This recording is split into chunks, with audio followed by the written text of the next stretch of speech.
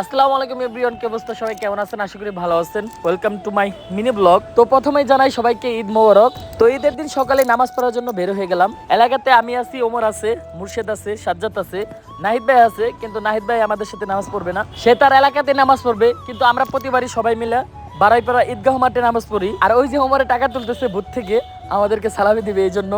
তো এবার যেমনি হোক ওমরের কাছ থেকে সালামি নিয়ে এসারমু। আর ঈদের নামাজ আজকে 7:45-এ, তো সময় হয়ে গেছে, তার জন্য জলদি জলদি আইসা পড়লাম।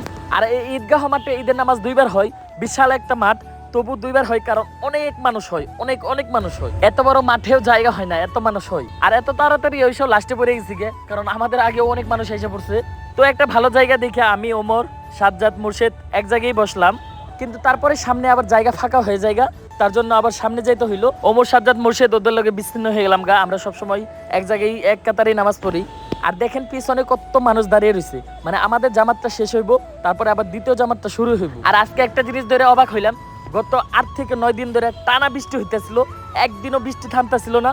কিন্তু আজকে আল্লাহর রহমতে একটু বৃষ্টি নাই। বৃষ্টি হইলে আজকে এত মানুষ নামাজ পড়তে যে কষ্টটা হইতো বলার বাহিরে। যাক, সবই আল্লাহর নিয়ামত, আল্লাহ যখন যা করে ভালোর জন্যই করে।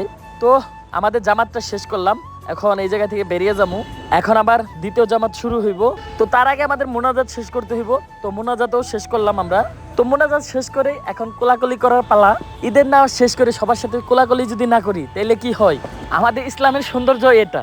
এরপরই আমরা কিছু ফটোশুট করি, ফটোশুট কইরা যার যার মধ্যে সবাই বাসায় চলে যায়। এরপর আমি, সাজ্জাদ, ওমর, মুর্শেদ সবাই হুজুরের লাগে দেখা করতে যাই। তো হুজুরের লাগে দেখা করে যার যার মতো বাসায় চলে আসি। তো আজকের ভিডিওটা এই পর্যন্তই।